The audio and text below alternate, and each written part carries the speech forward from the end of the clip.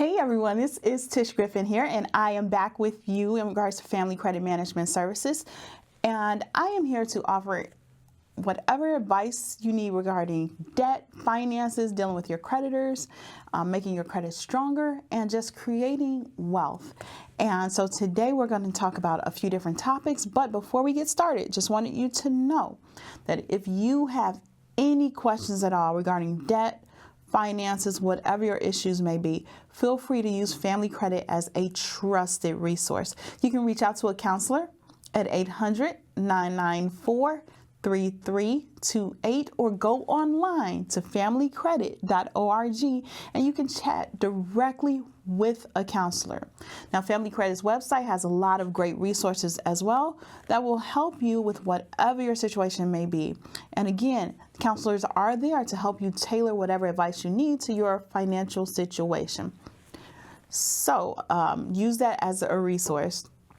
Today, with a lot of changes that are happening, things that are going on in the world, I am reminded that there are things that we need to do as consumers to protect ourselves and make sure that we're not being taken advantage of. So that is my goal for you with sharing this information. I recently came across some older individuals, some senior citizens that are experiencing a lot of different turmoil and heartbreak because they have fallen victim to scams and people preying on their lack of security and just making sure that they taking advantage of them, and it's not right. So we wanted to talk about that a little bit because I want you, no matter what your age is, no matter what you're doing, no matter what your job is, to be able to protect yourselves when things happen.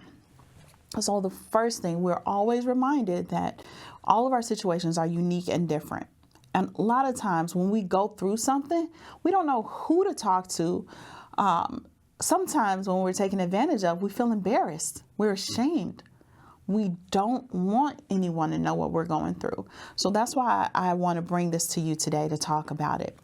One of the common themes that we tend to see is that a lot of times our information is being breached, and we become the victim of identity theft. And identity theft is just simply someone taking your information that's not you, pretending to be you, and either getting a hold of your bank account, establishing credit in your name, draining your finances. We've seen cases where people have just changed your living information, your address, your phone number to their information or to another dummy information so that you no longer have control over your financial situation. You don't have access to your reports or anything like that. So the first thing, with so many websites that are available, so many different apps and websites, and you go to this one and this bank has this app and you have all of these different login informations. Keep your login information safe. When you are developing these, each app or site that you visit, a lot of times you will be creating your login information. So you're going to be creating a username and a password. A lot of times your username is actually based off of your email address. So it's not that hard if for someone to get your information if they know your email address. Also, a lot of information is available online and people can actually do different searches on you or search your information and just try to get a hold of your information to use it for their own gain. So we want you to be able to combat that. First step is, if you have a password, making sure that your password is as complicated as can be possible, but that you are the one that remember it. So you want to keep that in mind. Make sure that your passwords are something that you can easily remember and nobody else can remember or get access to.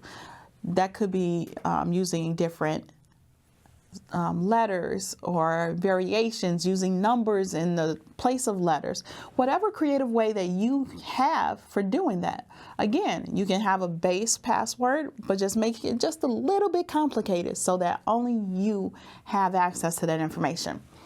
Next thing, never share your information, especially with someone that you don't know, you don't trust. And keep in mind, I've had some people say, well, my bank called me and they said that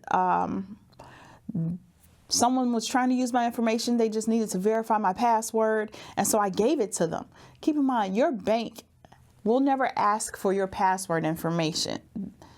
They have ways, they have your information there. They have your profile. They don't need your specific password. Now, some banks will send a security code or verification code. That's a little bit different of a process, but you want to make sure that no bank will ask for your username or password. And if you have someone that's calling you saying, hey, I need your password.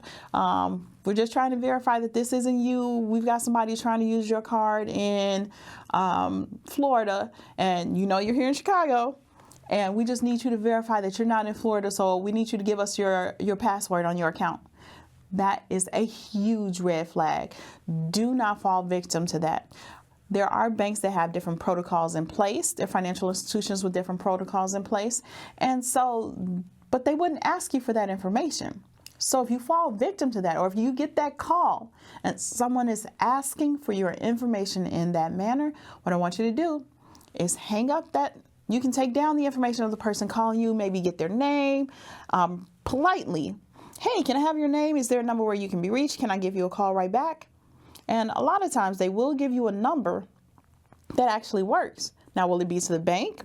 May not be, which is why you want to take down this information and then call your actual bank, not the number that they gave you, but look on the back of your card, look on your bank statements, whatever your bank number will be, like whatever you have as your bank's phone number, or looking on your statements, that's the number that you call, not the number that they gave you. And then you want to verify that the person that called you is a legitimate person that works at that bank or works at the financial institution or whoever could be calling you. You want to make sure that this isn't a scam. And I assure you, most of the time it will be a scam. Again, because banks have this information, they're not going to call you and ask you for it, especially with privacy laws that are in place, with their own internal privacy policy. They don't want any trouble. So they want to keep your information secure. The next thing that you want to think about is that a lot of times we are seeing all week long, like all the time, that there are breaches of security that happen in certain businesses. Even with the credit bureaus, a lot of times there have been attacks on different businesses and banks, financial institutions, small mom and pop finance companies, even your everyday life. So you want to make sure that your information is protected. So if you do fall victim of being the part of a data breach, with any company, that company is supposed to notify you that that has happened. Now, a lot of days, a lot of companies will either send you, they should send you a letter, but nowadays with the use of technology, sometimes you may receive an email. Again, you want to make sure that that email is legit. They may send you a text message letting you know. So again, anytime you get a text message, be very careful. You don't want to just click on any link that you receive. If you receive attachments in your email, you don't want to click on those as well. If you receive something about a data breach, call the bank, the vendor, whatever company it is, call them directly and ask them, hey, did this actually happen? That's what you want to know. Most companies pay a lot of money to make sure that your information stays secure. So if something were to happen, they would know about it. So you want to call them directly and make sure that you have not been the victim. And if you have, they have steps and protocols in place to make sure that you are protected as a consumer as well. Their job is to protect you and your information. So if your information gets out there and it was their fault, they're letting you know, and then they're going to tell you what they can do about it. A lot of times these businesses will offer you just an extra security alert. They may offer to pay for something called LifeLock, or to lock your credit report, or to help you monitor your credit report after this breach for a period of months. Some will offer it for 3 months, 6 months, or up to a year. And they want your information to stay safe. So they are doing this as a way to protect you, so that if anything happens in the immediate, recent, or near future, and it was because of them, you are still protected and you're covered. So what will happen is they'll send you this information saying that, hey, take advantage of this. This happened. We apologize. We're sorry that this happened to you. But guess what?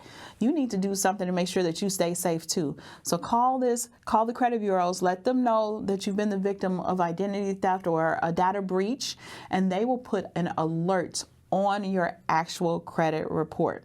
Now, the cool part is that if you call one credit bureau and you let them know this, they'll let the other two know. So what will happen is an alert will be placed on your report.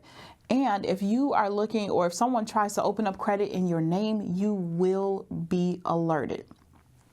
Now, if you've been the victim of identity theft and someone actually has taken your identity, we're going to take this a step further, because after that alert has been placed and you know you're the victim of identity theft, we want your reports to be frozen. And what happens is no one will be able to open up an account in your name. Any accounts that were opened will be, after a process, we've got to go through this step by step, that should be dismissed and you should be back in good standing, but it could take a little bit long. You've got to go through this process because something happened, and if someone opens an account in your name, we need to prove, or you need to prove, that it was not you, that you were an actual victim, and then that account is immediately closed, removed from your credit report. It shouldn't cause you any further damage, but sometimes it may just take a little bit longer to get through that process, and boy, can it be stressful. Which is why, if you are going through this and you need some advice, you can reach out to a counselor at 800-994-3328 or go online to familycredit.org. If you are looking for another resource, you can also go to consumerfinance.gov and just figure out more information, or contact the the CFPB directly and get some more information on how to get through these scams, what to do if you are the victim of identity theft.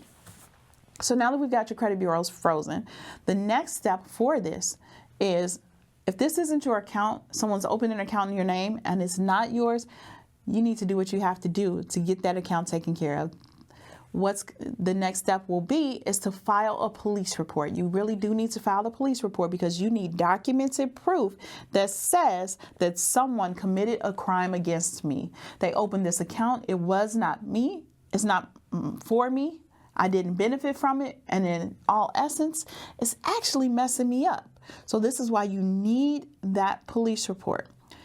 When you have that police report, you got it. Now we need to get that back to the credit bureaus, because now that little temporary freeze that's on your credit report, we need to make this a permanent thing, so that over the next few years, if someone tries to open your account, they may say, okay, I got her information, but I'm going to wait. I know she's probably, she probably knows that I have her information. I'm going to wait 6 months. I'm going to wait 2 years. And just when you think that everything is all good, they may pop up and still try and use your information, because guess what? They still had it from when they first were able to breach your information from this security failure. So, which is why you want to get that police report, submit it to the credit bureau, and that little temporary hold that lasts like 30 days becomes a 7-year lock on your credit report. So that if anyone was to try and open an account on your behalf, pull your credit report, get your information, they would have to send you an alert and a notice to say, hey, is this what you want? And it wouldn't be right away. There's a process that you would have to go through to say, yes, I did authorize them to pull my report. I did authorize them to get my information. But that is what you want, because we don't want to just go out there and not remember what happened or know what happened with our credit report. We want to be alert. We want to stay diligent, especially if someone is taking our information and trying to gain from it. We want to make sure that you can recover from this, because there's been so many instances where people struggle with identity theft and they're not knowing what to do. But you really do need to go through the whole process, lock your reports, and go ahead and get that lock, make it a permanent thing for at least the next 7 years. After that, then you can decide whether you want to lock it up again, or if you want to get another look into another service that will actually lock that for you. But when you're the victim of identity theft or a failed security breach, you want to make sure that your information is safe. The next thing we talked about, making sure that your passwords are together, that they are not something that people can guess. Also, keep in mind that every now and then you will need to update your passwords or change them. Keep in mind, a lot of times we're using the same computer, we're using the same phone, we've got the same pattern, and we don't know when someone is following us or can actually guess our patterns, look at the things that we do each and every single day. So you want to make sure that you keep things fresh a little bit. Every now and then you want to update your passwords. Again, making it something that you can remember, something that you can keep track of, and just protecting your finances. Your bank account password should change because every now and then, because you never know when somebody is watching. Also, if you go to the ATM and you use the ATM machine, now we know that some people are actually able to guess what your PIN is. If you go to the bank the same time every week, every time you get paid, you stand in the same line, you go to the same location, you use the same ATM, people can follow your fingers as they punch. You never know who's watching you. So you want to make sure that you do what you need to do to protect your information. So every now and then have that reset. You may do it once a year, every 6 months, whatever you feel comfortable with, knowing that you are okay. Another thing that you want to also do, some people say keep track of passwords because they are ever changing. So you keep track of it the best way that you are able, but be leery of making, some people used to write all their passwords down in like one little book and have a password book. Now that's totally okay if you're the only one that has access to it. But keep in mind, you could lose that. You could misplace it. So you want to make sure that you are okay, that you're guarding your information, and that you know if something were to happen, you know what steps you need to take to make sure that everything is okay. Again, I've seen so many people fall victim to scams. Another thing that you want to also make sure that you are paying attention to is the actual mail that you receive each and every single day as well. You want to make sure that if you are expecting a package, you're expecting something, that you keep that information safe, that your mailbox is safe and protected as well. Now, not a lot of people go around stealing mail like it used to happen. But what a lot of people have been doing is converting to online, and you see all these online scams. And so you want to protect yourself there as well. One of the big things that were going around was just you will receive an email saying, hey, we've got your package. You're supposed to have a package delivered, and you see what looks like a legitimate email from like UPS or FedEx, and you're wondering, okay, that's their logo, but I don't have a package coming. Now, for some people, this is a big enough red flag, but I want you all to think about this, because if you get this email and you get this notification that you have a package there, and then it has just click this link right here, and that link is not from UPS, it's not from FedEx directly, and sometimes it may look like it. It could say from www.ups.yourpackage.com. That's not UPS. So you want to make sure that you are understanding whether you're using regular United States Postal Service, whether you're using UPS, FedEx, wherever your package is coming from, and you're not expecting a package, do not click that link. Another one that we've been seeing is that sometimes they come with attachments, not just a link, but an actual attachment that they want you to open up and say, hey, here's your invoice for this product. We got your order and we're not able to process it, or we're looking to send you back a refund of $500 when you know you haven't bought anything. Another thing to be very clear of. Now, for some of us, we may say, well, why would they send me an email? I didn't order anything. Like, that's the first thing that you think. But let this be a red flag to you that even though I didn't order anything, they're trying to get my information. They're trying to get into my phone. They're trying to get into my computer, lock things up, and steal my information. And I do not want you to be the victim of identity theft. So anytime you see that, you need to delete it. And not only just delete it from your inbox, delete it from your deleted items. Go down to your trash, your junk mail. Delete all of that out, because what happens is little bits and pieces of these emails can just latch on to our virtual information. and take little pieces of that even just by having that email sit there. So anytime you get those emails, anytime you get those text messages and you're thinking, yeah, they're trying to get me, and so you delete it, just because you did a regular delete does not mean it still will not affect you in the future. It can have an attachment that will say, well, we're going to be sending her an email every 30 days, every 60 days. We don't know how these things will change as technology advances. And we've seen so many different ways that they have varied so far. So I do want you to be careful with that. I want you to make sure that you are watching everything that you do, staying safe. Don't click any attachments, and do not open up any types of links that have been sent. Keep your information safe. That's what I need from you.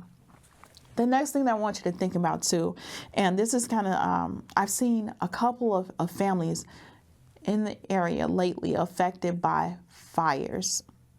And I know you may say, well, what does that have to do with my information? If something like, we've got insurance, or, if something were to happen, we'll get the insurance money. I want you to think about this. Take it a step further. You need to know what assets you have. You need to know where your information is.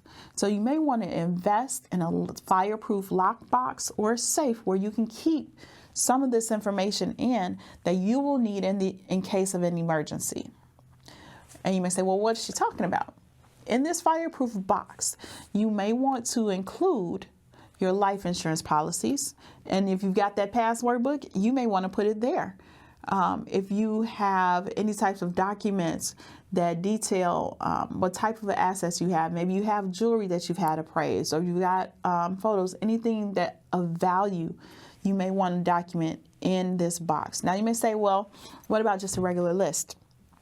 In the event of a fire and you lose everything, heaven forbid you lose everything, you need to know what you lost, and just say, well, we had a couple of TVs. I don't even remember what they were. No, we need to go a step further. And this is about making sure that you are financially safe, financially sound, and knowing exactly what your assets are. If you go online to Family Credit's website and grab this Personal Finance Made Easy, in Personal Finance Made Easy, there is a listing that you can actually sit down and go through that will ask you to take a personal inventory. And this is what you want to do. You want to sit down and say, what do I have? Do I have a computer? Do I have a laptop?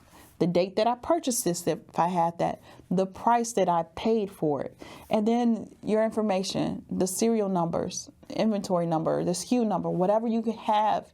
You want to make sure you keep an inventory list. And then you want to take this and put it in that fireproof box, because if something were to happen, you have documented proof of what your assets are. If something were to be lost, you'll have that there. And that goes a very long way in trying to recover. Again, I've seen so many families lose everything. And it's not just not having, your home anymore. It goes, when it actually happens, if it happens, it goes a step further, because now you've got to rebuild. And the insurance companies will want to know, well, what did you lose? And the only way to prove what you lost is by showing them. So now we need proof. And the best place to start is to have an inventory already done, already completed, and in that fireproof safety box, so that you're able to pull it out and document exactly what you had. Now this is, again, goes a long ways in keeping you financially fit and safe.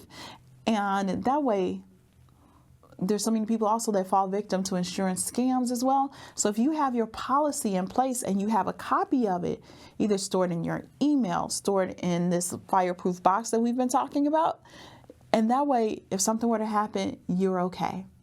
If you need more information about this or dealing with avoiding scams, and there's so much more that we could talk about, but feel free to go to Family Credit's website at familycredit.org. Download, again, Personal Finance Made Easy. Grab your copy of this, and then you can go through and look at what you need to do to get things on track to make sure that you're financially sound and safe in the event of an emergency. You can also talk directly with the counselor at 800-994 888-3328 and just go over your situation. If you need some advice on budgeting, dealing with your creditors, anything that you may need help with, you can talk with a counselor there. Again, we've got a lot more information to share with you. I hope this was able to help you and you are able to avoid scams by some of the information that was shared here, being more diligent about what the emails that you receive, where you click, where you save your passwords. All of this information, use that to help create your financial picture and make sure that you are okay. Again, we'll see you next time. Take care.